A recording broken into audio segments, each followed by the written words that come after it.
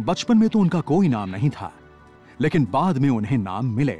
Scar, pretty boy, Rasta, kinky tail और mister T. एक giraffe जितने बड़े जीव का शिकार करना शेरों के लिए भी आसान नहीं होता, और उसकी वजह है जिराफ का कद। जिराफ की एक दुलत्ती भी एक शेर का काम तमाम कर सकती है। खतरा तो बहुत ज्यादा होता है, मगर कामयाबी पर इनाम भी बड़ा मिलता है।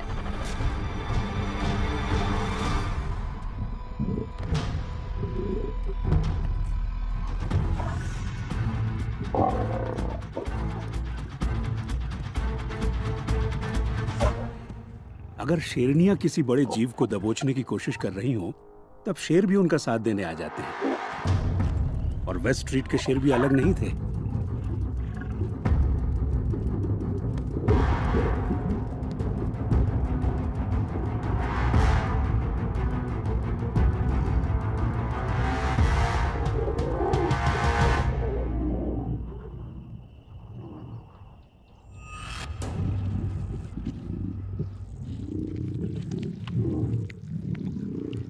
एक वयस्क नर जिराफ का वजन करीब 1300 किलो तक होता है और उससे स्पार्टा प्राइड कई दिन तक अपना पेट भर सकती है। साबी सैंड जैसी जगह पर छोटे शेरों के लिए हर कदम पर खतरा मंडराता रहता है। जब मिस्टर टी और किंकी टेल काफी छोटे थे, तभी मापोगो बंधुओं का उभरता साम्राज्य अचानक खत्म होने लगा था।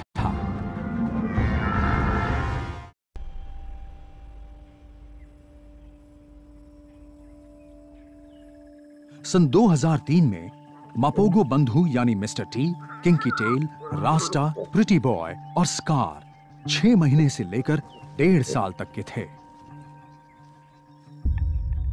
उनका जन्म एक बड़े से दमदार परिवार में हुआ था, जिसमें उनकी हिफाजत करने वाले शेरों का एक अच्छा संगठन था। उनकी माएं स्पार्टा प्राइड की शेरनियां बड़ी खतरनाक शिकारी थीं।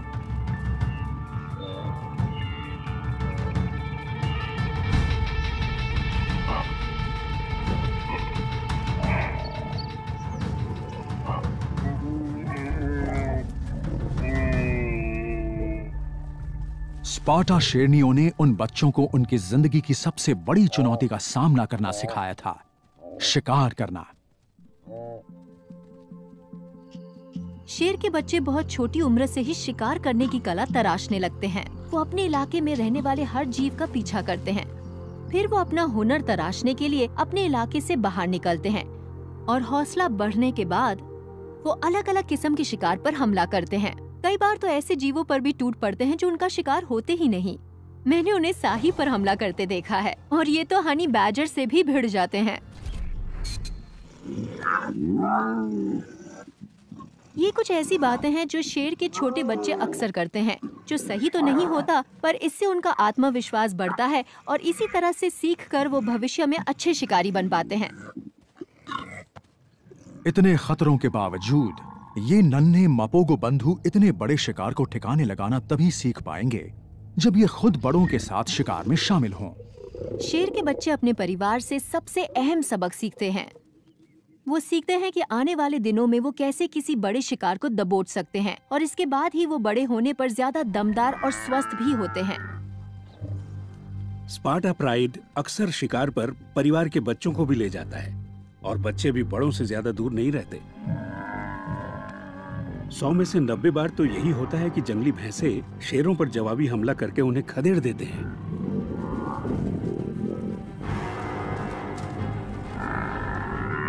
परिवार के बड़े भागने की कोशिश कर रहे हैं, लेकिन नन्हे मापोगो और उनके भाई बहन भैंसों के भड़के हुए हमलावर झुंड के बीच फंस गए हैं। जब भैंसे हमला करते हैं तो लगता है जैसे वो सामने खड़ी बड़ी से बड़ी दीवार भी गिरा देंगे, और तब शेर भी उनसे दूर भागते हैं।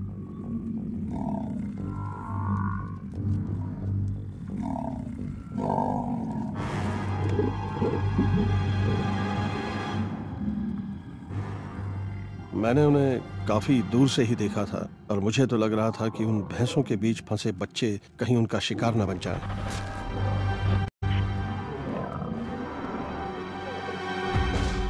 जंगली भैंसों का एक बड़ा झुंड झाड़ियों में छिपे शेर के बच्चों की तलाश में जाता है और जैसे ही कोई बच्चा मिलता है वो उसे उछाल देता है और पैरों तले रौंद डालता है। वो तो उसे अपने सींग से भी गोदने की कोशिश करते हैं, मगर आमतौर पर अपने पैरों से उछालते रहते हैं और फिर उन्हें रौंद कर मार डालते हैं।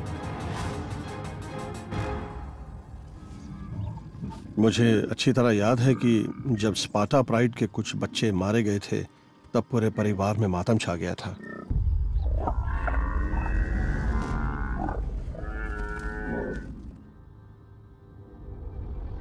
स्पार्टा परिवार के कुछ शेरों को भैंसों ने मार डाला था, मगर 5 नन्हे मापोगो खुशकिस्मत थे जो बच गए। ऐसा लग रहा था कि किस्मत ने इन भाइयों के लिए कुछ और सोच रखा है। अगर वो बच्चे भी मारे जाते तो कभी वो शानदार मापोगो गठबंधन नहीं बन पाता।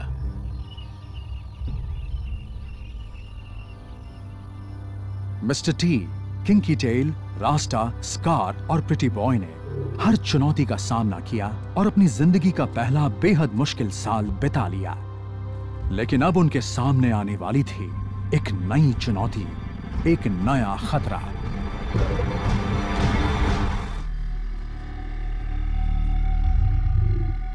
सन 2003 में स्पार्टा प्राइड के इलाके में एक अनजान शेर घुस आया।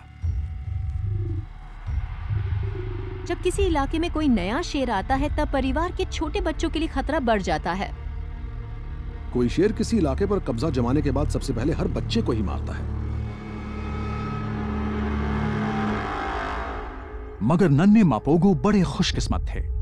किसी ने इसकी उम्मीद भी नहीं की थी, पर घुसपैठिए ने उन बच्चों को नहीं मारा। इलाके में आया नया शेर भी अपनी जान बचाकर भागा था। असल में स्पार्टा शेरनियों और वेस्ट स्ट्रीट के शेरों ने उसे अपने परिवार में शामिल कर लिया था। हमने जो भी देखा था वो मेरे ख्याल से शायद पहली बार हुआ था।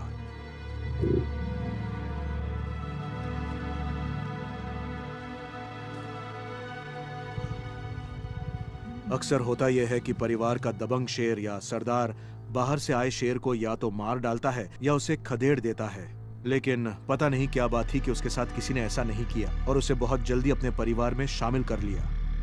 मुझे तो लगता है वो शायद उन 5 नन्हे शेरों का सौतेला भाई था, क्योंकि उस वक्त उसकी उम्र करीब 4 साल थी और उनके बाप उसे सिर्फ इस वजह से बर्दाश्त कर रहे थे कि वो भी शायद आसपास के किसी प्राइड में उनकी ही औलाद था।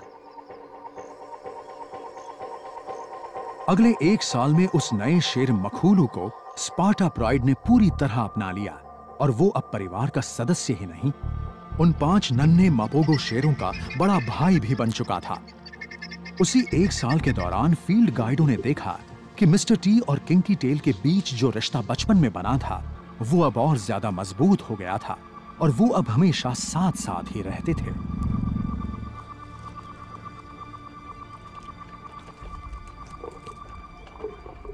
मिस्टर टी ज्यादा दबंग था और किंकी टेल उसका वफादार सिपाह सलार बन चुका था।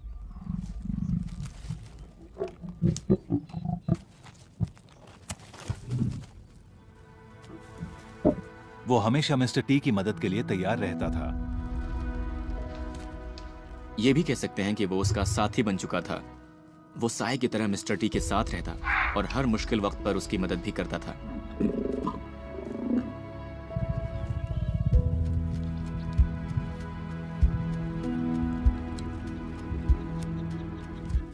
उन दोनों के बीच बड़ा ही कमाल का रिश्ता बन चुका था।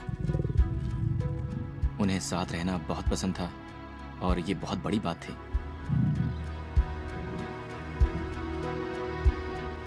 मगर नन्हे शेरों की जिंदगी में शांति ज्यादा वक्त तक नहीं रहती। जब वो सहवास की उम्र के हो जाते हैं तब उन्हें परिवार से बाहर कर दिया जाता है और उन्हें अपने बलबूते पर रहना पड़ता है।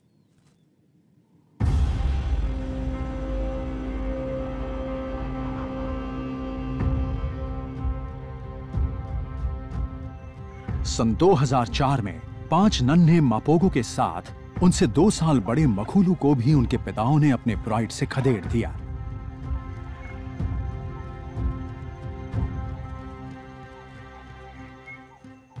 अब ये बेघर बंजारा शेर अपने दम पर जीने को मजबूर हो चुके थे। उन्हें अकेले शिकार करना पड़ रहा था और उनका अपना कोई इलाका भी नहीं था। उनके प्राइड में कोई शेरनी भी नहीं थी और उन्हें लगातार गश्त लगाते दमदार शेरों से भी खतरा बना रहता था।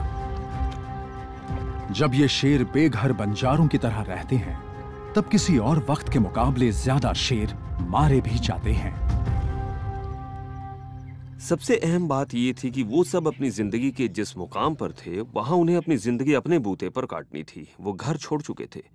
अब उन्हें अकेले ही मैदान में लड़ना था या मैदान छोड़कर भागना था। मगर वो 6 शेर थे, ये बात उनके लिए बड़ी ही अहम थी।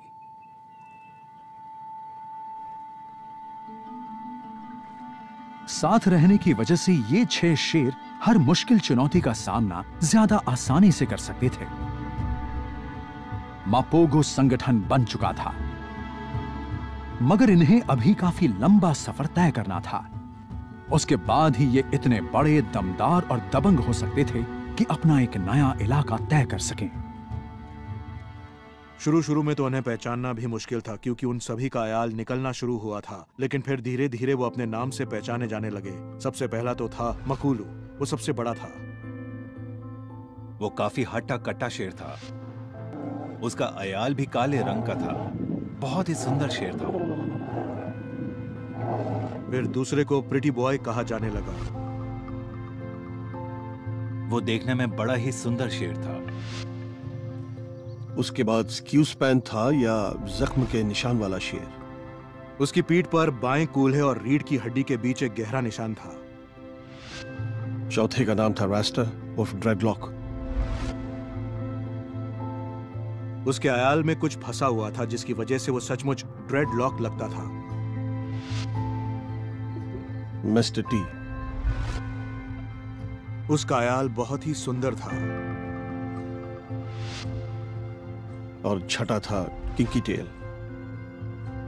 ये थे 6 मापोगो।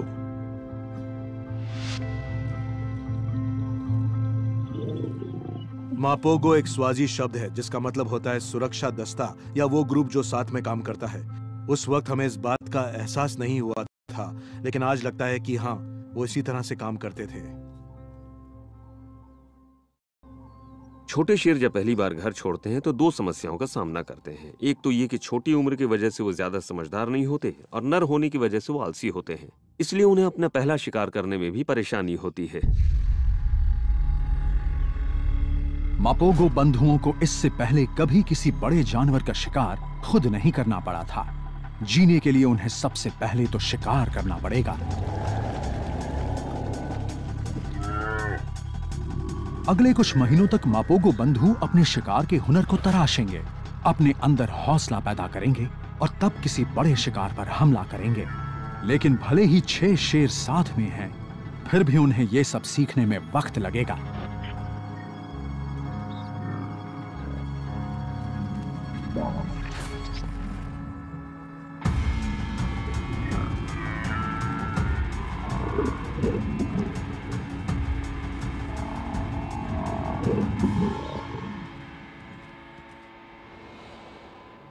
ये आमतौर पर मौके का फायदा उठाते हैं और जहां भी कोई लाश मिल जाती है, ये टूट पड़ते हैं।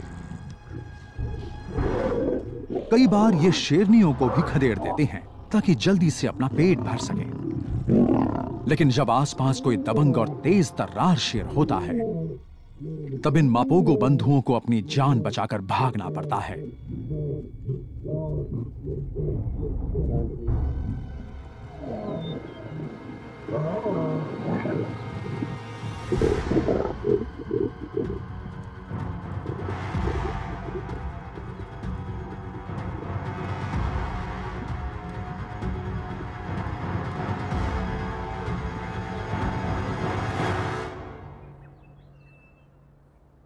लेकिन वो वक्त भी आ गया जब मापोगो बंधु ऐसे शिकारी बन गए जो उन्हें बनना था।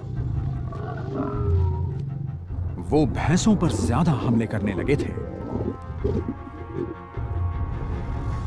लेकिन उन्होंने दरियाई घोड़ों को भी नहीं छोड़ा। और छोटे गैंडों को भी, और अपने पिताओं की तरह ये भी जिराफ का शिकार करने में कामयाब हो गए।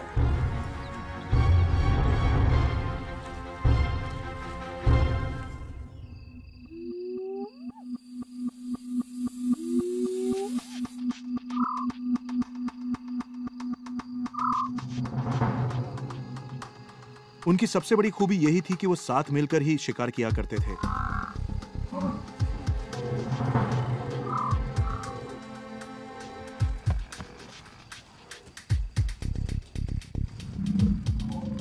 किंकी टेल एक फॉक्स टेरियर जैसा था और सामने आए किसी शिकार को नहीं छोड़ता था। वो बड़ा तेज तर्रार था, ज्यादातर दौड़ भाग भी वही करता था। मखुलू मापोगो ही ये फैसला लेता था कि उनकी टीम किस शिकार पर हमला करेगी, और पहला हमला भी वही करता था। फिर किंकी टेल उस शिकार को दबोचने की कोशिश करता और भैंसे को दबोच लेता था। मिस्टर टी और किंकी टेल हर बार हमले के केंद्र में रहते थे। वो शिकार के वक्त हमेशा सबसे ज्यादा आक्रामक रहते थे।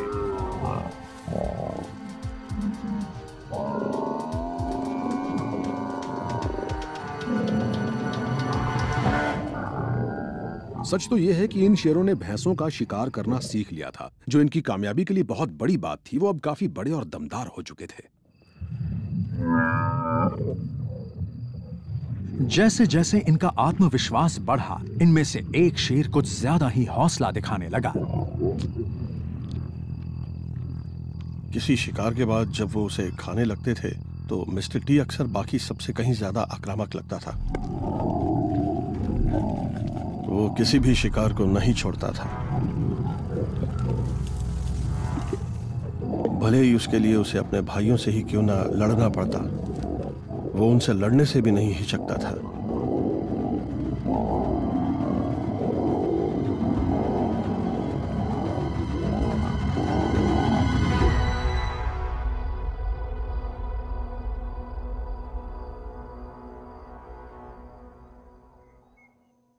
मिस्टर टी भले ही सबसे छोटा था, फिर भी वो पूरी टीम पर अपना दबदबा बनाने की पूरी कोशिश करता था। लेकिन उसके सामने एक बहुत बड़ी बाधा खड़ी थी। मपोगो बंधुओं में मखुलू के अयाल का रंग सबसे गहरा था और वही उनमें सबसे दबंग भी था। स्याह रंग के अयाल वाले शेर बड़े ही दबंग होते हैं। उनमें टेस्टोस्टेरोन ज्यादा होता है। जब भी दो शेरों का मुकाबला होता है तब यही माना जाता है कि काले अयाल वाला शेर सुनहरे अयाल वाले शेर को हरा देगा। शुरुआत में तो यकीनन मखुलू ही सब पर हावी था। वही सबका बॉस था। उसने बाकी पांचों को दूर कर रखा था।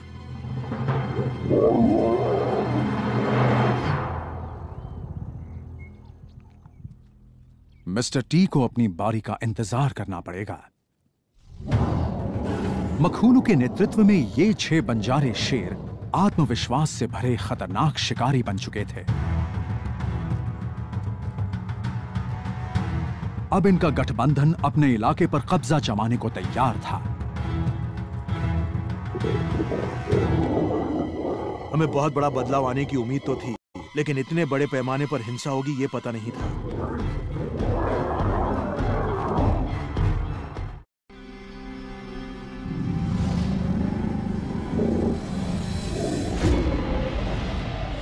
मापोगो बंधु अब अपने पहले इलाके पर कब्जा जमाने को तैयार थे। सन 2006 में मखुलू के नेतृत्व में पांचों भाई pretty boy, Scar, Rasta, kinky tail और मिस्टर टी पूरे इलाके में आतंक मचाने को तैयार थे। ऐसा आतंक जैसा साबी सैंड में पहले कभी नहीं देखा गया था।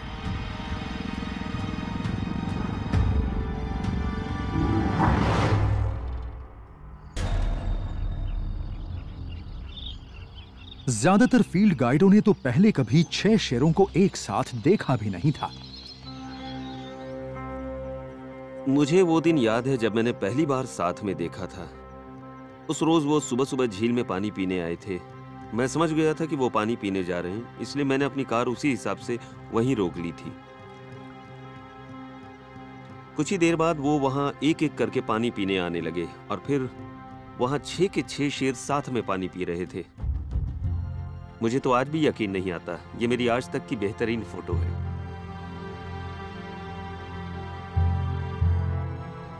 हमने सोचा भी नहीं था कि वो 6 शेर हमें साथ में दिखेंगे। हमारे लिए ये बहुत ही अस्वाभाविक बात थी। इस तरह के समूह में सबसे अहम बात होती है कि उसका आकार कितना बड़ा है। उसमें अगर 3 से 4 दमदार शेर हों, तब इस बात की संभावना ज्यादा रहती है कि वो किसी इलाके पर कब्जा जमा लें। और 6 शेरों का ये समूह तो काफी दमदार था।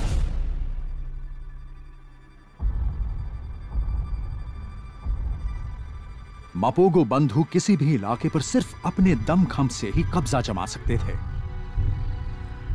और उनका पहला मुकाबला बड़ा ही अहम साबित होने वाला था। सन 2006 में मापोगो बंधु साबी सैंड के उत्तरी इलाके में पहुंचे, जहां राज था 4 दबंग शेरों का। जब शेर किसी नए इलाके में जाते हैं तो शुरुआत में काफी शांत रहते हैं, मगर ये आंधी तूफान की तरह आए और कहर बनकर टूट पड़े। वो बहुत शोर मचा रहे थे, दहाड़ रहे थे। वहां पहुंचते ही उन्होंने अपने इलाके की हदबंदी शुरू कर दी। उत्तर के शेरों ने अपने इलाके और परिवार की हिफाजत शुरू कर दी।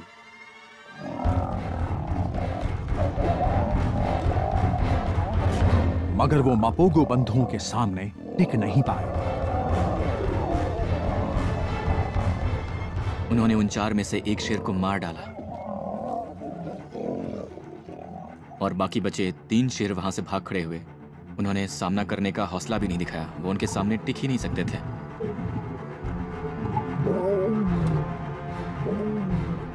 आखिरकार मापोगो बंधुओं ने काफी बड़े इलाके पर कब्जा जमा लिया।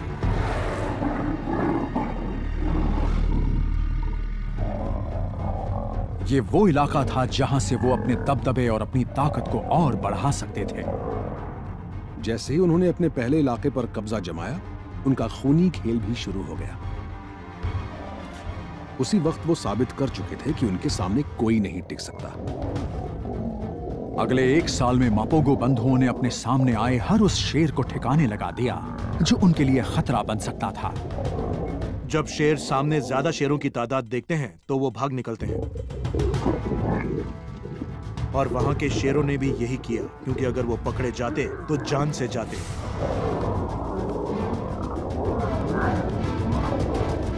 ऐसा लगता था जैसे 6 गुंडे खून की होली खेलने के लिए यहाँ आए हों।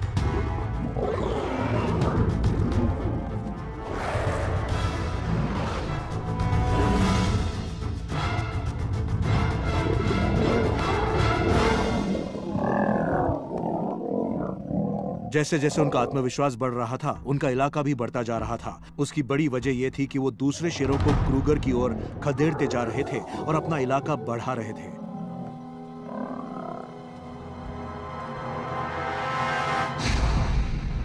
किसी भी इलाके पर कब्जा जमाने के लिए सबसे जरूरी है कि उस इलाके में रहने वाले दूसरे शेरों को वहां से खदेड़ दिया जाए।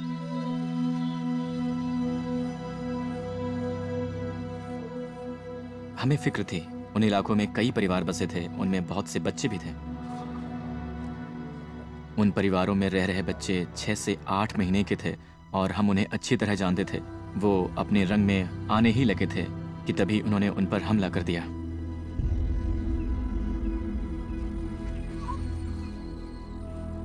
जब नए शेर किसी इलाके में आकर वहां कब्जा जमाते हैं तो सबसे ज्यादा खतरा वहां रहने वाले छोटे बच्चों को ही होता है। वो शेर वहां सौतेले बाप की भी भूमिका नहीं निभाते और ना ही दूसरे शेरों के बच्चों को पालना चाहते हैं।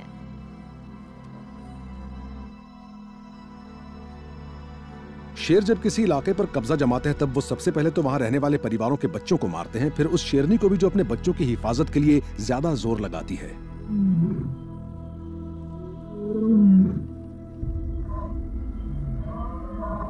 शेरनियां अपने इलाके में किसी नए शेर को देखते ही हरकत में आ जाती हैं। उसके बाद वो अपने बच्चों के करीब आ जाती हैं और फिर दूसरी शेरनियों के साथ मिलकर उस घुसपैठिए शेर का सामना करने की कोशिश करती हैं।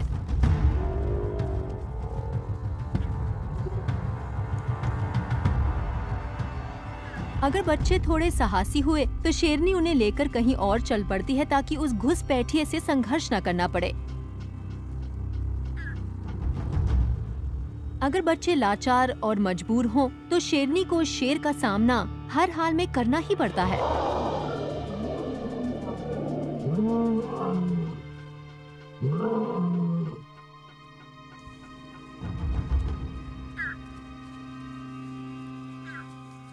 मैं ऑटवा प्राइड की निगरानी कर रहा था।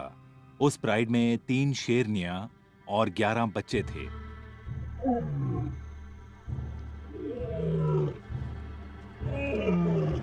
मापोगो बंधु भी उसी प्राइड की तलाश में थे और उनका उस परिवार से सामना भी हुआ।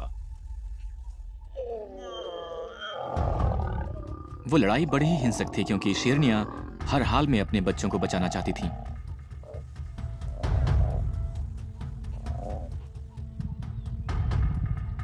उसका गुस्सा बहुत ही जबरदस्त था। शेरनियां अपने बच्चों की जान बचाने के लिए आखिरी दम तक लड़ती हैं।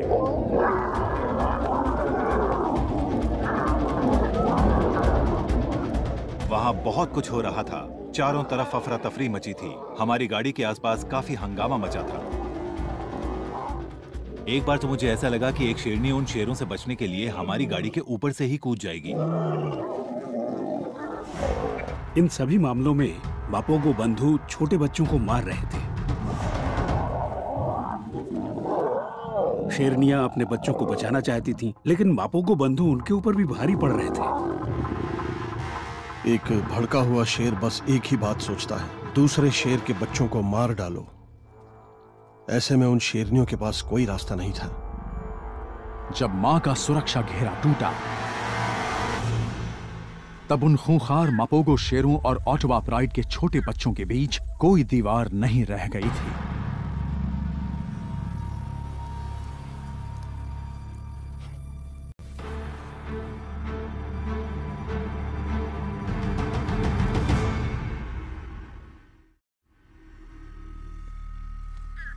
अगर 6 खूंखार शेर किसी के पीछे पड़े हों तो उनसे अपने बच्चों को बचा पाना बहुत मुश्किल होता है। और वो बच्चे तो मजबूर थे, कमजोर थे।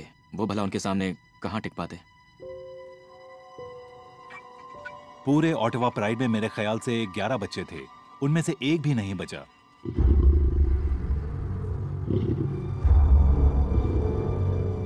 जब शेर बच्चों का शिकार करते हैं, उनकी जान ले लेते हैं, तब अच्छे अच्छों का दिल दहल जाता है।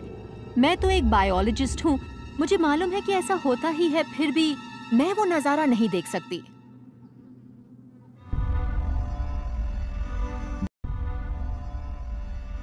बच्चों की मौत के बाद शेरनियां फिर से बच्चे पैदा करने को तैयार होती हैं और वो सहवास करने लगती हैं। मापोगो बंधु भी अपना परिवार बढ़ाने के लिए यही चाहते थे।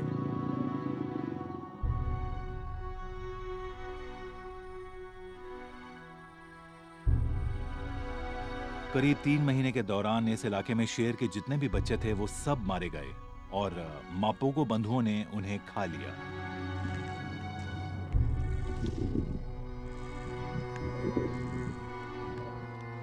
मिस्टर टी और किंकी टेल इस मामले में कुछ ज्यादा ही बेरहम थे और वो दोनों ढूंढ ढूंढ कर एक एक बच्चे को मार रहे थे।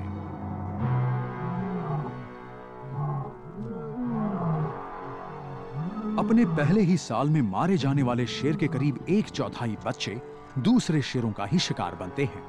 ये किसी प्राइड पर कब्जा जमाने का स्वाभाविक तरीका है। हमने अभी तक उनकी जितनी भी कहानियां सुनी हैं, उनसे तो यही लगता है कि मिस्टर टी ही उन सब में सबसे ज्यादा खतरनाक था।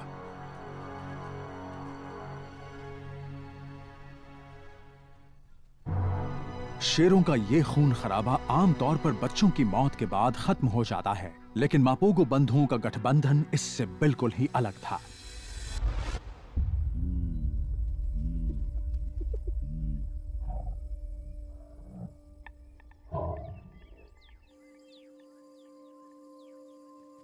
ऑटवा प्राइड के सारे शेर भाग चुके थे और बच्चे भी मारे जा चुके थे, और अब जल्दी ही ऑटवा परिवार की शेरनियां फिर से बच्चे पैदा कर सकती थीं। मापोगो शेरों के शरीर में टेस्टोस्टेरोन उफान पर था और सहवास के लिए उनके बीच ही मुकाबला होने लगा था।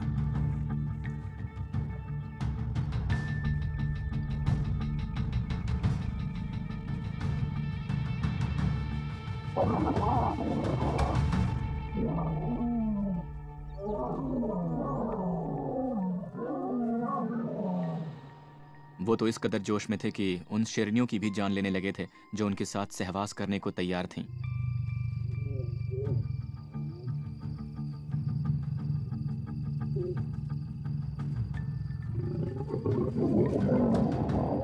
जब वो आपस में कोई फैसला नहीं कर पाए तब उन्होंने शेरनी पर ही हमला कर दिया और उसे मार डाला।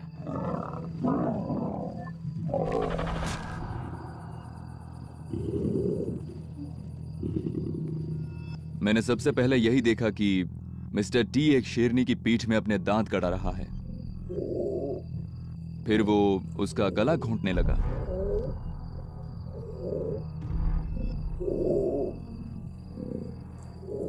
दस से 15 मिनट में शेरनी की जान निकल गई और तब मिस्टर टी उसे खाने की तैयारी करने लगा।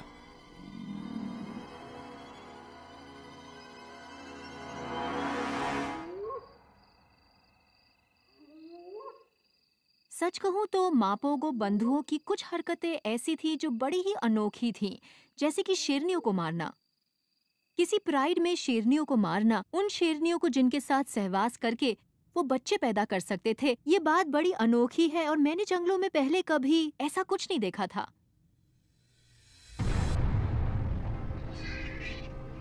अगले 1 साल के अंदर मापोगो बंधु एक के बाद एक प्राइड पर कब्जा करने लगे और जो भी शेर उनके लिए खतरा बनता वो उसे मार डालते। मुझे नहीं लगता कि हम में से कोई दावे से ये कह सकता है कि मापोगो बंधुओं ने कितने शेरों की जान ली थी। उनकी वजह से शेरों की आबादी भी अचानक कम होने लगी थी।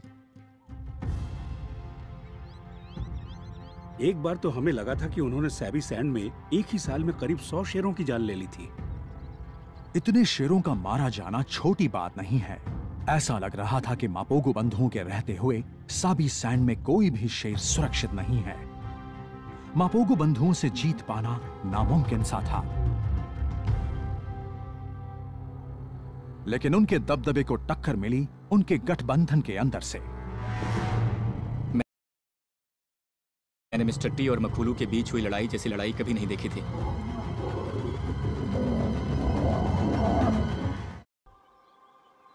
सन 2008 तक मापोगो बंधुओं ने कई दबंग शेरों को मार डाला था और बहुत बड़े इलाके पर कब्जा जमाने में कामयाब हो गए थे।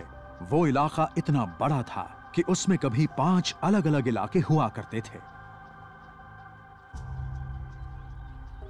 हमने पहली बार कोई ऐसा गठबंधन देखा था जिसने इतने बड़े इलाके पर कब्जा जमाया हो। जिस इलाके पर उनका कब्जा था उसमें साबी सैंड्स गेम रिजर्व का ज्यादातर हिस्सा शामिल था। करीब 70,000 हेक्टेयर के इलाके पर उनका कब्जा था, यानी 1,60,000 एकड़ से ज्यादा बड़ा इलाका। मैनहट्टन से करीब 7 गुना बड़ी जगह। सैबी सैंड्स जैसी जगह जहां काफी बड़ी संख्या में शिकार हो, पानी की कमी ना हो और टक्कर देने के लिए बहुत सारे शेर हों, वहां एक छोटे इलाके में ही सीमित रहना ज्यादा अच्छा होता है। सच कहे तो मापोगो बंधुओं ने करीब करीब पूरे सैबी सैंड्स पर ही कब्जा जमा लिया था, जो इस बात का सबूत था कि उनका गठबंधन कितना मजबूत था।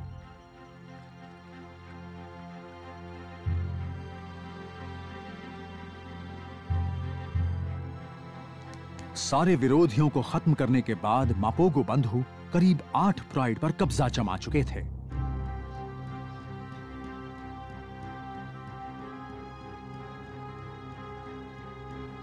अब वो साबी सैंड के बेताज बादशाह बन चुके थे। मगर उनमें से कुछ तो इतने से भी खुश नहीं थे। आमतौर पर तो हम यही सोचते हैं कि किसी गठबंधन में कोई मतभेद नहीं होता और उसके सभी सदस्य अच्छे तालमेल के साथ काम करते हैं।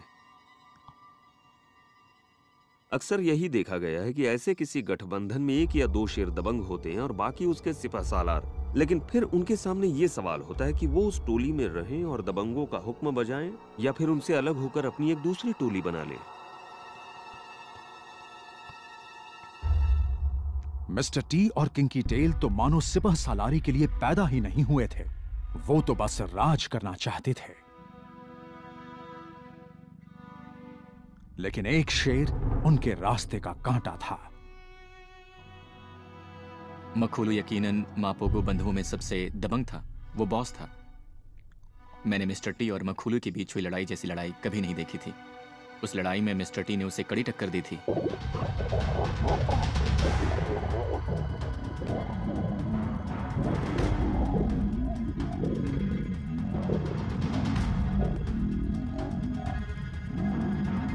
मखूलू ने उसकी एक टांग दबोच ली थी, जिससे मिस्टर टी घायल हो गया था।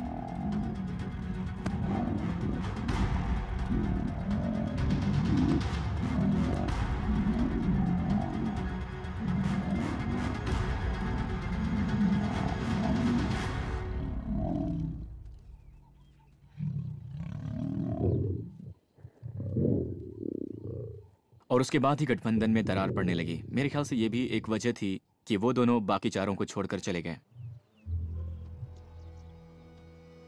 ज्यादातर फील्ड गाइडों ने पहली बार 6 शेरों का ऐसा कोई गठबंधन देखा था, लेकिन किसी ने भी सोचा नहीं था कि उस गठबंधन के भी 2 टुकड़े हो जाएंगे। लेकिन सन 2008 में यही हुआ। मिस्टर टी और किंकी टेल उस वक्त 6 साल के थे और अपनी जवानी के चरम पर वो अपने से बड़े मखूलू के अलावा अपने भाइयों प्रिटी बॉय, रास्टा और स्कार से अलग हो गए। मैंने तो सोचा भी नहीं था कि ऐसा कुछ होगा, लेकिन एक गठबंधन अब 2 टोलियों में बंट चुका था और दोनों अपने अलग अलग इलाके पर राज करने लगे, पर उनके इलाके भी एक दूसरे के करीब ही थे। पुरानी टोली से अलग होने के बाद मिस्टर टी और किंकी टेल ने अपने पुराने इलाके के उत्तर मध्य के इलाके पर कब्जा जमा लिया, जबकि बाकी बचे चारों शेर पश्चिम में चले गए। सच कहें तो किंकी टेल और मिस्टर टी उस इलाके पर राज कर रहे थे। पहले तो हमें भी ये बात अच्छी नहीं लगी थी, लेकिन उन्होंने जो किया उसके बाद तो यही लगने लगा था कि ये दोनों वाकई शेर हैं। हम उन शेरों को बचपन से जानते थे और हम उनसे प्यार करने लगे थे। मिस्टर टी और किंकी टेल को एक दूसरे का साथ बहुत पसंद था। उनके बीच बड़ा ही कमाल का तालमेल भी था। दोनों भाई जैसे नजर आते थे। उस घटना के बाद उनका सामना किसी और शेर से भी नहीं हुआ। वो अपने पुराने साथियों से भी कभी कभी मिलते थे, पर अब उनके इलाके अलग अलग थे। मिस्टर टी और किंकी टेल अब अपना पूरा ध्यान अपने बच्चे पैदा करने पर लगाने लगे थे।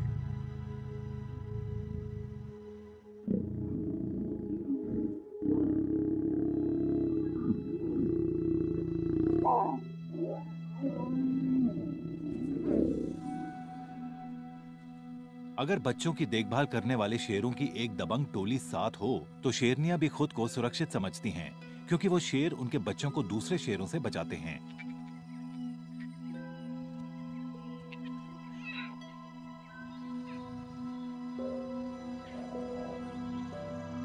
उस वक्त वहां शेरों के काफी बच्चे थे और मेरे ख्याल से ओटावा और शमूमी प्राइड में कुल मिलाकर करीब 15 बच्चे थे।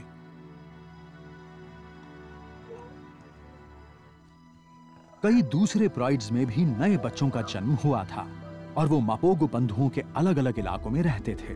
इस गठबंधन के बनने के बाद इतनी शांति पहली बार आई थी। उस नई शांति के साथ एक नई चुनौती भी सामने आई। वो थे उनके पिता। शेर आमतौर पर बच्चों के साथ नरमी से पेश नहीं आते, लेकिन मखूलू उन बच्चों के साथ कभी सख्ती नहीं करता था। हमने कई बार देखा कि बच्चे उसकी पीठ पर चढ़ जाते हैं, उसका आयाल खींचते हैं, मगर वो हमेशा शांत ही रहता था। अच्छा पिता बनने के लिए सिर्फ अपने बच्चे के सिर पर हाथ फेरना ही काफी नहीं होता। उसे पूरे इलाके में गश्त भी लगानी पड़ती है ताकि कोई घुसपैठिया ना आ जाए।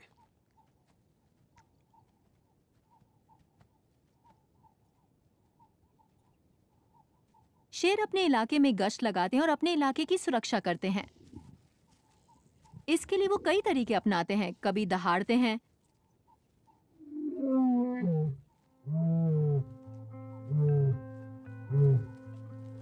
तो कभी गंध के निशान छोड़ते हैं।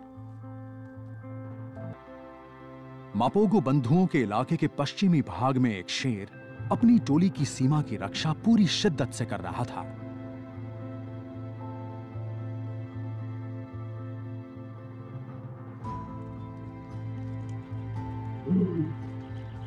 मैंने कई बार मखूलू को बाकी के मापोगो से काफी दूर दूर देखा था। उसे देखकर मैं यही अंदाजा लगा पाया कि वो अपने इलाके की गश्त लगा रहा है।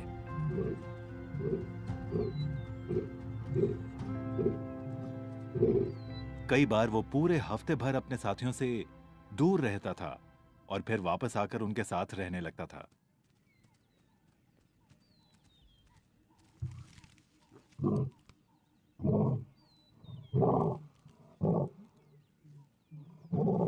उसकी सबसे बड़ी वजह यह थी कि उन्हें बहुत बड़े इलाके की गश्त करनी पड़ती थी और गश्त लगाने का काम वो अक्सर अकेले ही करता था।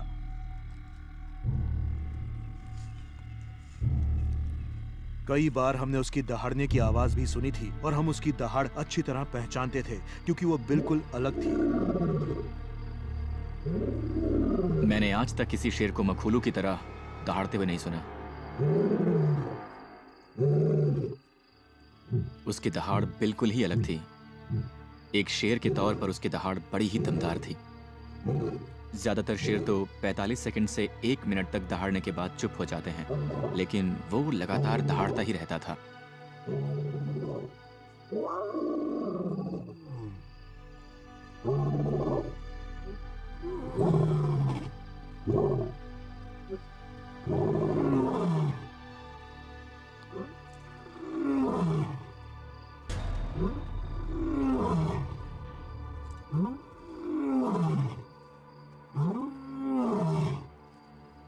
सन 2010 में मापोगो बंधुओं के दखल के बाद 4 साल बीत चुके थे। मखूलू अपने इलाके की सरहदों की सुरक्षा कर रहा था और उसका काम पूर्व में अपनी सरहदों की सुरक्षा कर रहे मिस्टर टी और किंकी टेल से ज्यादा आसान था। उनकी पूर्वी सरहद का ज्यादातर हिस्सा तो क्रूगर नेशनल पार्क से जुड़ा हुआ था और वहां कई ऐसे बंजारे शेर रहते थे जो मिस्टर टी और किंकी टेल के इलाके के अलावा उनके प्राइड पर भी कब्जा जमाना चाहते थे। जहां भी बंजारे शेर रहते हैं या शेरों की कोई और बड़ी टोली रहती है, वहां हमेशा खतरा बना रहता है क्योंकि वो हमेशा दूसरे प्राइड पर कब्जा जमाने की ताक में रहते हैं। हमने कई बार देखा कि क्रूगर से कुछ बंजारे युवा शेर उनके इलाके में आ गए, पर हर बार मिस्टर टी और किंकी टेल ने उन्हें अपने इलाके से दूर खदेड़ दिया। वो एक तरह से रक्षाकर्मी जैसे थे।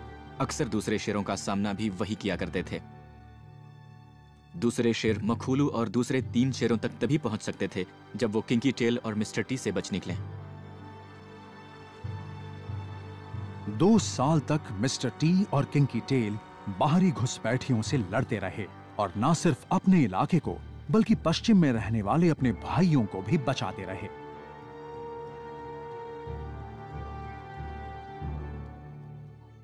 मगर उन्हें इस बात का एहसास नहीं था कि 5 शेरों का एक और नया गठबंधन बन रहा है जिसे हम आज मजिंगलांग कहते हैं, और वो बहुत धीरे धीरे दक्षिण की ओर बढ़ रहा था। किसी एक बंजारे शेर का सामना करना एक बात थी, पर 5 शेरों के गठबंधन से निपटना मिस्टर टी और किंकी टेल के लिए भी इतना आसान नहीं था।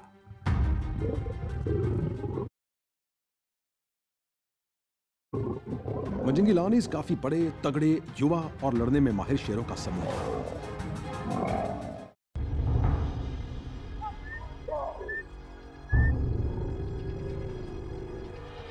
8 जून सन 2010 को माजिंगलांग के नाम से मशहूर 5 शेरों की एक टोली साबी सैंड के उत्तरी पूर्वी इलाके में दाखिल हुई। मापोगो बंधुओं के कब्जे के बाद किसी ने उस इलाके में इतनी बड़ी टोली को नहीं देखा था।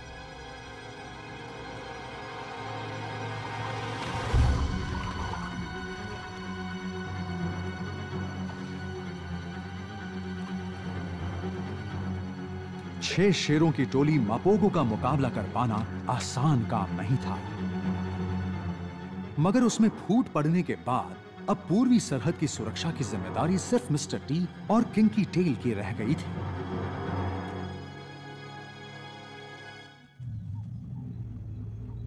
लेकिन अब मापोगो गिनती में कम थे। 2 भाइयों का मुकाबला 5 शेरों से था। चूंकि उसका नाम मिस्टर टी था और साथ में रहने वाला किंकी टेल था और दोनों पहले कभी किसी लड़ाई में हारे नहीं थे, इसलिए वो ये मानने को तैयार नहीं थे कि वो इन हालात का सामना नहीं कर सकते। लेकिन मजिंगिलानीज काफी बड़े, तगड़े, युवा और लड़ने में माहिर शेरों का समूह था।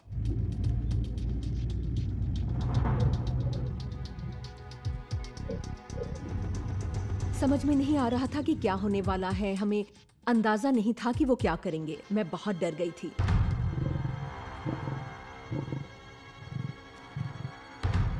वो युवा शेर बड़ी तेजी से आगे बढ़ रहे थे।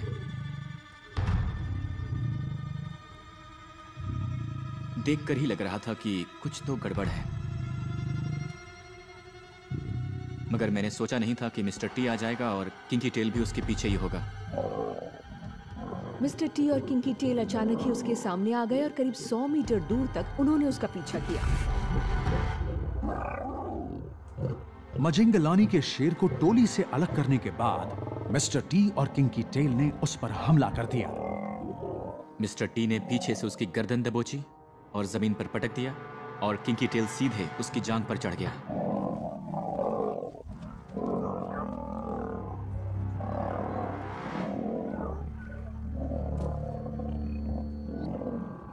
उनके दहाड़ने की आवाजें दिल दहला देने वाली थीं। किसी के भी रोंगटे खड़े हो जाते। मिस्टर टी के चेहरे पर उसने कई वार किए। मुझे याद है वो जवाब देने की कोशिश कर रहा था, पर विरोधी शेर ने मिस्टर टी का कान दबोच रखा था, मानो उसे बाहर खींच लेना चाहता हो। लेकिन वो जब ये सब कर रहा था तब किंकी टेल लगातार उसके जांघ और उसके पिछले पैरों पर जगह जगह काट रहा था।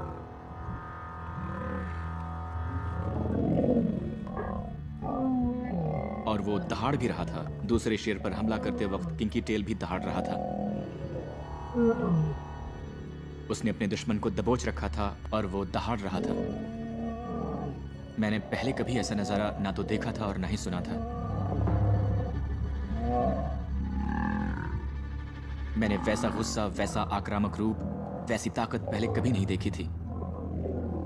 मजिंगलान भी हार मानने को तैयार नहीं था। वो भी जवाब में हमला कर रहा था। 2 हैवीवेट शेर का सामना एक मिडिल वेट शेर से था और वो हार गया। उस दिन हमें पहली बार पता लगा कि दर्द होने पर एक शेर कैसे कराता है।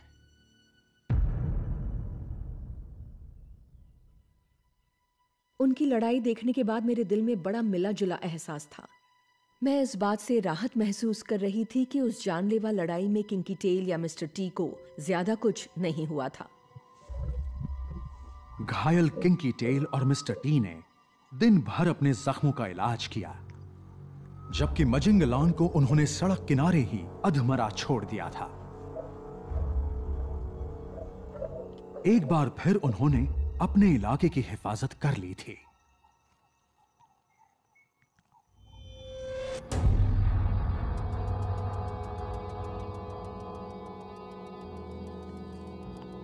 मैं उस शाम उन्हें देखने गया था। वो अपने बुरी तरह से घायल पंजे को चाट रहा था। शायद उसके पंजे में दुश्मन शेर ने अपने दांत कड़ा दिए थे।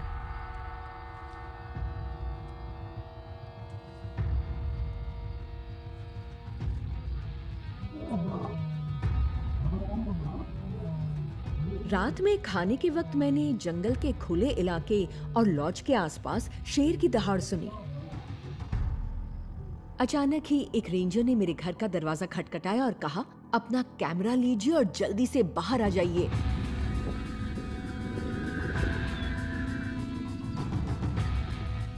जल्दी ही कारीन को पता लग गया कि वो दहाड़ने की आवाज किसकी है।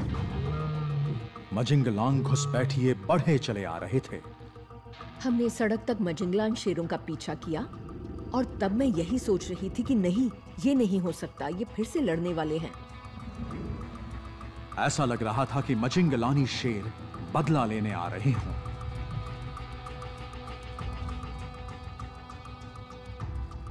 उन्होंने हमसे थोड़ी दूरी बना ली थी और हमें उनके करीब पहुंचने के लिए तेजी से भागना पड़ रहा था। एक जगह हम उनसे थोड़ा पीछे रह गए। हमें धूल के बादल दिख रहे थे और उनकी दहाड़ें और गुर्राहट सुनाई दे रही थी।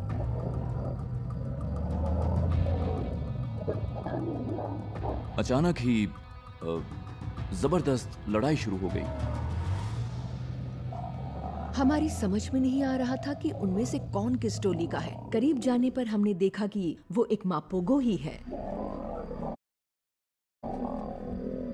और 4 मजिंगलान शेरों ने उसे दबोच रखा है। हमारी समझ में नहीं आ रहा था कि उनमें से कौन किस टोली का है। करीब जाने पर हमने देखा कि वो एक मापोगो ही है और 4 मजिंगलान शेरों ने उसे दबोच रखा है। हमें जल्दी ही पता लग गया कि उन चारों ने किंकी टेल को दबोच लिया है।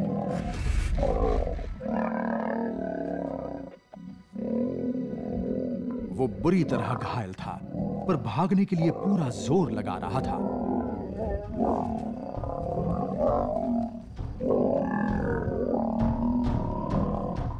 वो बड़े ही खतरनाक तरीके से हमला कर रहे थे। मैंने उस तरीके का हिंसक हमला पहले कभी नहीं देखा था।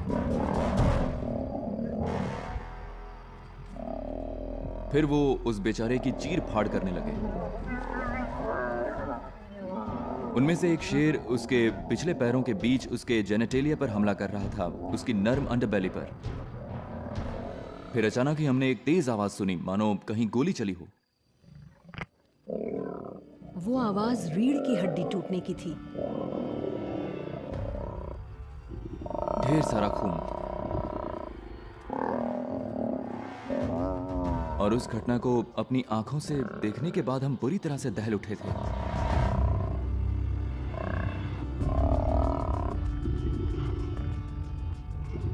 वो गंध, वो आवाज, वो नजारा, वो सब कुछ रोंगटे खड़े कर देने वाला था।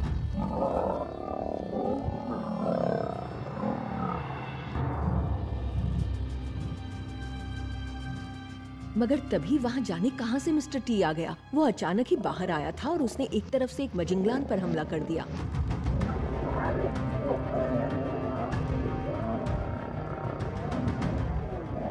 किंकी टेल बुरी तरह से घायल था, मगर इस बात से भी मिस्टर टी अपने भाई को बचाने से नहीं रुका। उसने 2 मजिंगलानी शेरों पर हमला कर दिया। वो अपने भाई की मदद तो कर रहा था, पर जानता था कि वो कुछ कर नहीं पाएगा। तब वो अपनी दुम दबाकर भाग निकला। जिन 2 शेरों ने किंकी टेल को पकड़ रखा था, वो अभी भी उसे नोच खसोट रहे थे। फिर वो उसे छोड़कर उसके भाई मिस्टर टी के पीछे भागे।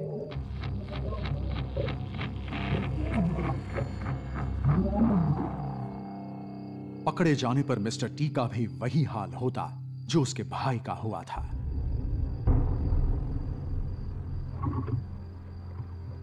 किंकी टेल बड़ी गहरी सांसें ले रहा था।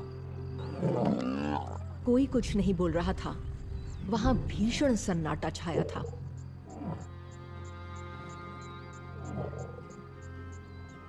हम उस शेर को बचाना चाहते थे, पर हमारे चाहने से कुछ नहीं होने वाला था, क्योंकि हम उनकी लड़ाई के बीच नहीं कूद सकते थे।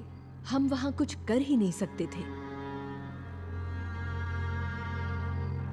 मिस्टर टी वहां से भागने में कामयाब रहा, लेकिन मजिंगलानी शेर अपना अधूरा काम खत्म करने लौट आए थे।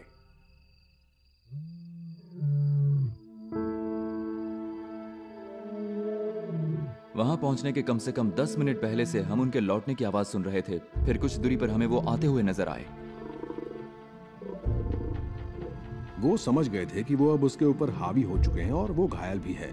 वो इतनी जल्दी ठीक नहीं हो सकता और उन्हें उससे कोई खतरा नहीं है। वो उसे वहीं खत्म कर सकते हैं।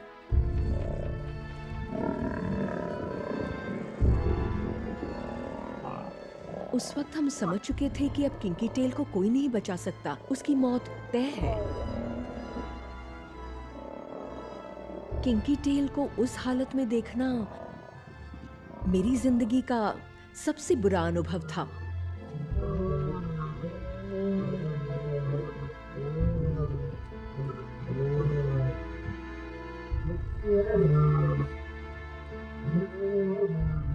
मेरे लिए सबसे मुश्किल था उन रेंजर्स की प्रतिक्रिया देखना। वो बहुत ज्यादा उदास थे। उस घटना ने उनके दिल पर बड़ा गहरा असर किया था। मैंने शाम के वक्त किंकी टेल की मौत की खबर सुनी और तब मैं बहुत रोया था। वो मेरा सबसे पसंदीदा शेर था और मैं उसे बहुत पसंद करता था। उसकी मौत ने मुझे हिला दिया। अगले दिन सुबह सुबह रेडियो पर बहुत से लोगों ने ये खबर सुनी और वो सब भी गहरे सदमे में थे। किसी को यकीन नहीं हो रहा था और उस वक्त कई लोगों की आंखों से आंसू भी छलक आए थे।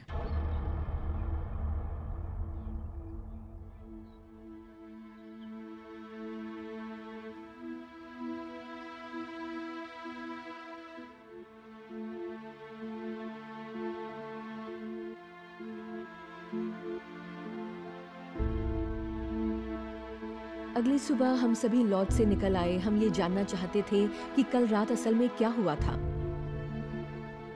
वहां पहुंचकर जो हमने देखा वो बहुत ही चौंका देने वाला नजारा था।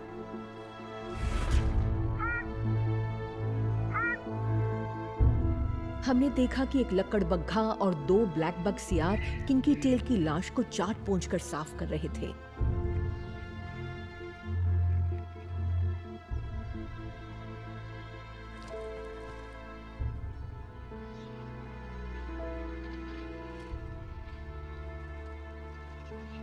वो खत्म हो चुका था। इतने खूबसूरत और शानदार शेर की सिर्फ हड्डियां ही बची थी।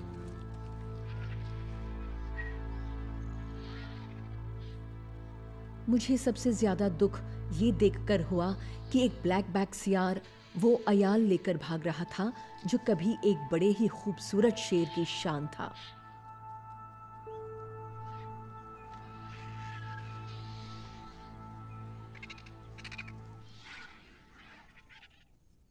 उसके बाद तो किंकी टेल हमेशा के लिए खत्म हो गया।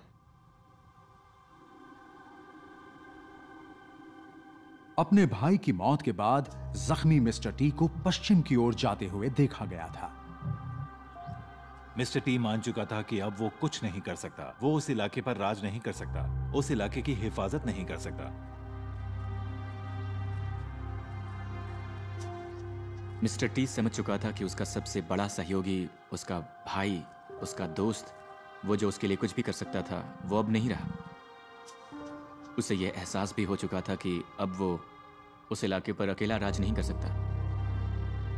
मिस्टर टी ने सोच लिया था कि वो अपने पुराने गठबंधन के भाइयों के पास लौट जाएगा। हमें करीब 2 साल तक मिस्टर टी नजर नहीं आया और फिर अचानक एक सुबह वो हमसे करीब 80 से 100 मीटर दूर खड़ा था। वो दूर से ही अपने भाइयों को देख रहा था। मखूलू और उसके पश्चिम के गठबंधन के दोस्त अब बाप बन चुके थे और उन्हें अपने बच्चों की हिफाजत करनी थी।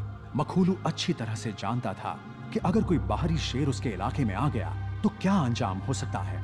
भले ही मिस्टर टी कभी उसके भाई जैसा था, लेकिन अब वो एक घुसपैठिया ही था।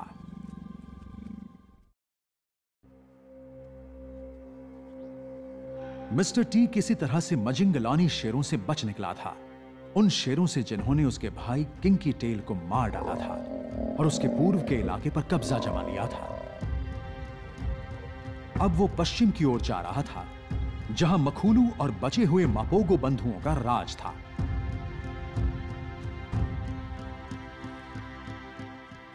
हिंसक मिस्टर टी की वजह से ही साबी सैंड का आज तक का सबसे बड़ा गठबंधन टूट चुका था।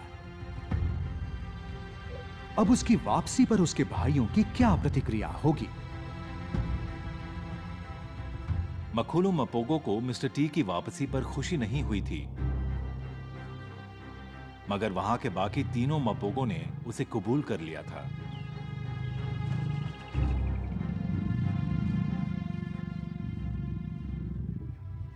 ये बड़ी अच्छी बात थी कि इतने दिनों के बाद भी उसके 4 पुराने साथियों ने उसकी वापसी को स्वीकार लिया था। फील्ड गाइड इस बात से बड़े खुश थे कि मिस्टर टी को बिना खून खराबे के स्वीकार कर लिया गया था। लेकिन मिस्टर टी तो मिस्टर टी था। वो ना तो उसके ब्राइड थे, ना ही उसके बच्चे। हमें लगा था कि मिस्टर टी भी उस टोली के बच्चों को अपना लेगा, पर उसने ऐसा किया नहीं। हम में से किसी को भी अंदाजा नहीं था कि आगे क्या होने वाला है, और हम उसके लिए बिल्कुल तैयार नहीं थे।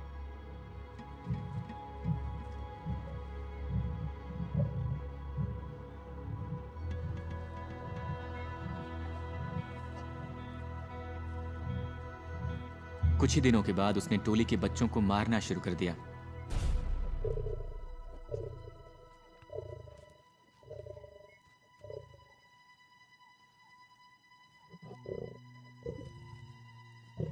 वो हमेशा टोली के बच्चों की ताक में रहता और जैसे ही कोई बच्चा नजर आता वो उसे मारकर खा जाता।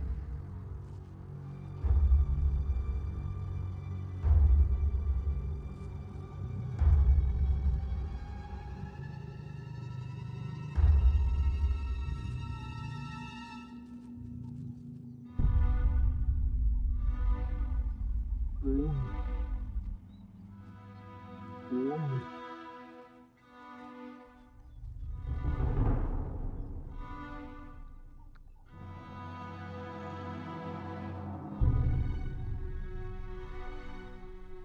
दिलचस्प बात तो यह थी कि उस टोली के दूसरे शेर इस ओर ध्यान ही नहीं दे रहे थे।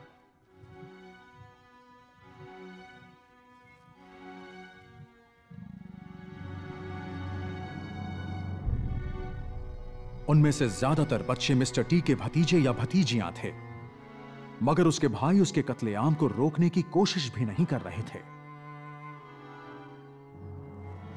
मिस्टर टी उस पर कब्जा जमाकर उसमें रहने वाली शेरनियों के साथ सहवास करना चाहता था, लेकिन उस टोली के बच्चे उसके रास्ते में बाधा बन रहे थे। इसलिए उसने बड़ी बेरहमी से उन्हें ठिकाने लगाना शुरू कर दिया।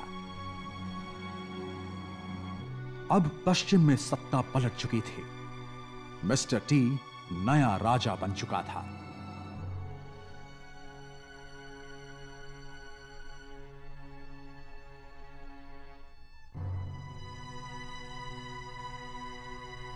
एक बार फिर से मिस्टर टी लौट आया था और उसने बच्चों को मारने के बाद फिर से अपना दबदबा बना लिया था। और उसके बाद हमें अंदाजा नहीं था कि आगे क्या होने वाला है, लेकिन मेरे ख्याल से सबके मन में यही था कि कुछ बुरा ही होने वाला है।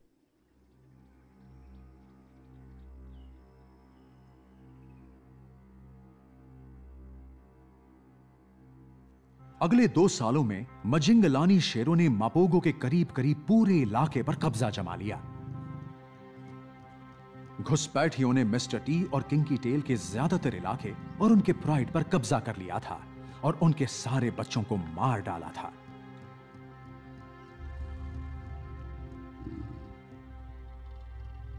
काफी दिनों तक युद्ध विराम रहा, पर इस दौरान इस गठबंधन की किस्मत खराब ही रही, क्योंकि अब प्रिटी बॉय और रास्टा भी गायब थे। सबको यही लग रहा था कि उन्हें मजिंगलानी शेरों ने मार डाला है।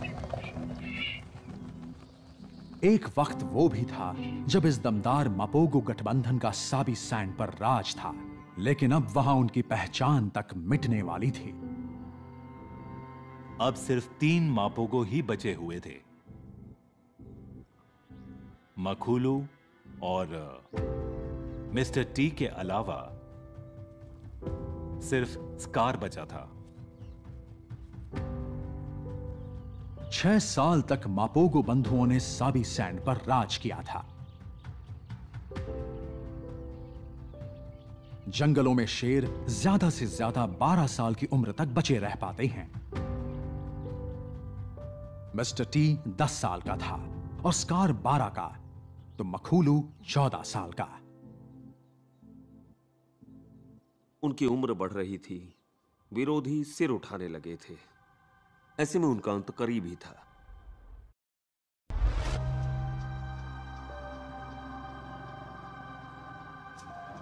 सोलह मार्च सन 2012 को 5 शेरों का एक और गठबंधन दक्षिण से मापोगो बंधुओं के इलाके में दाखिल हुआ। उस गठबंधन का नाम था सिलाटीज।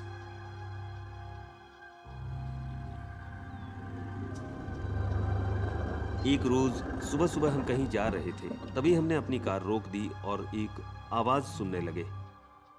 हमने दहाड़ने की आवाज सुनी थी और वो आवाज करीब 100 मीटर दूर से आ रही थी। फिर हम निशानों के सहारे आगे चल पड़े।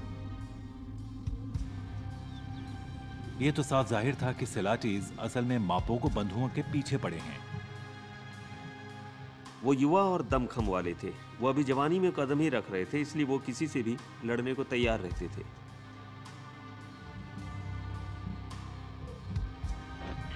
उन्होंने एक मापोगो को बाकी सबसे अलग कर दिया था, मगर वो कौन था इसके बारे में हमें मालूम नहीं था। एक उम्रदराज शेर को इतने युवा शेरों का सामना करने में बहुत परेशानी होने वाली थी, मगर इसके बावजूद एक मापोगो अपने बचे खुचे इलाके की हिफाजत करने से नहीं रुका।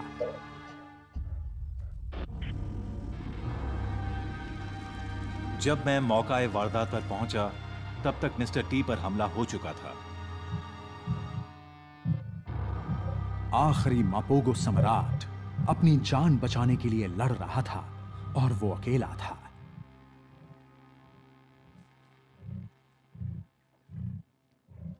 उसकी रीढ़ की हड्डी पर बड़ा गहरा जख्म लगा था।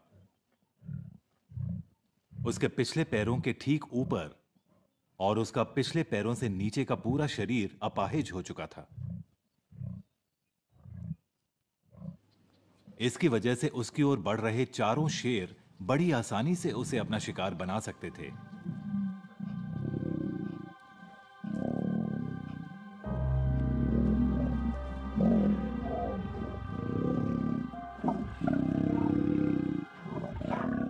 वो उसे मारने के लिए बड़ी चालाकी भरी रणनीति अपना रहे थे। उनमें से एक उसका ध्यान बटाता और उनका दूसरा साथी पीछे से उसकी रीढ़ की हड्डी पर हमला कर देता। उन्होंने उसे गिरा दिया और करीब 15-20 सेकंड तक उसे बुरी तरह से नोचते खसोटते रहे।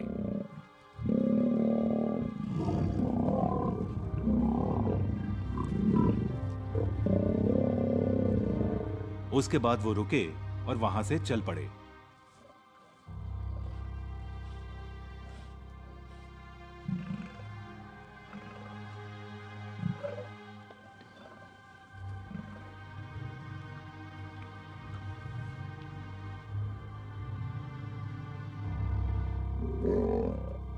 मगर कुछ ही देर बाद वो फिर से लौटे और एक बार फिर से वही खूनी खेल शुरू हो गया।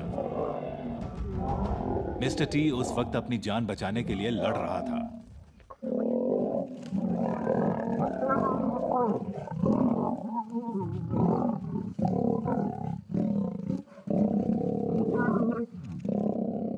मुझे याद है वो मेरी तरफ देख रहा था। वो जिस तरह से उन शेरों का मुकाबला कर रहा था और इतनी बुरी तरह से घायल होने के बावजूद अपनी जान बचाने के लिए उन शेरों से जिस तरह से लड़ रहा था, उसी से पता लगता है कि वो कितना शानदार शेर था और कितना जिगर रखता था। मिस्टर टी पर हमला करने वाले चारों शेर लगातार दहाड़ रहे थे। वो संकेत था उनके कब्जे का। उन्होंने अब इस इलाके पर अपनी दावेदारी का बेखौफ ऐलान कर दिया था और दुनिया को बता रहे थे कि वो इलाका अब उनका है, वो यहां के राजा हैं।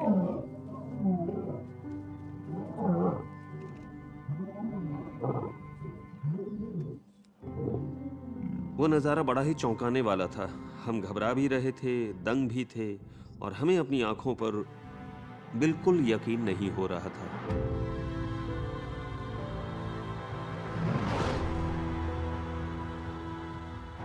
अपनी रीढ़ पर बने बेहद गहरे जख्मों की वजह से वो जांबाज शेर शांत पड़ गया था और जमीन पर सिर के बल पड़ा था। अगले पंजे आगे की ओर फैले थे और पिछले दोनों पैर किसी काम के नहीं थे।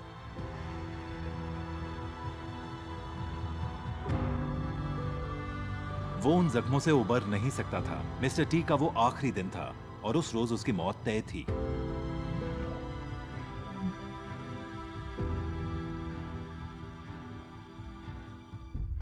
मैं अपने भाई के साथ वहीं खड़ा था और हमने उसे आखिरी सांसें लेते देखा था।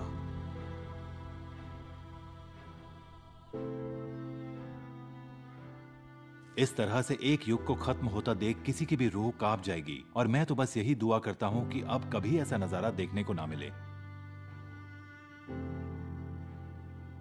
मापोगो बंधुओं की कहानी का अंत बड़ा ही दुख भरा था।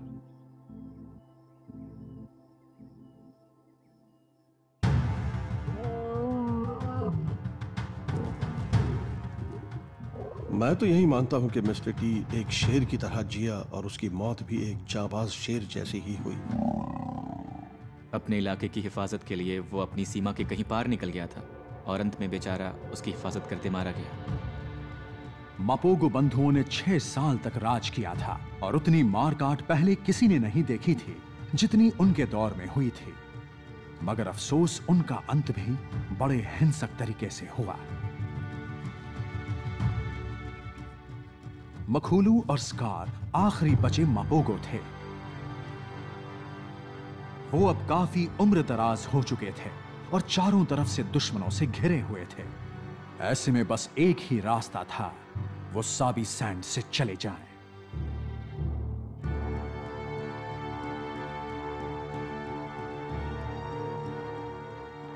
अब मापोगो वहां कभी नजर नहीं आएंगे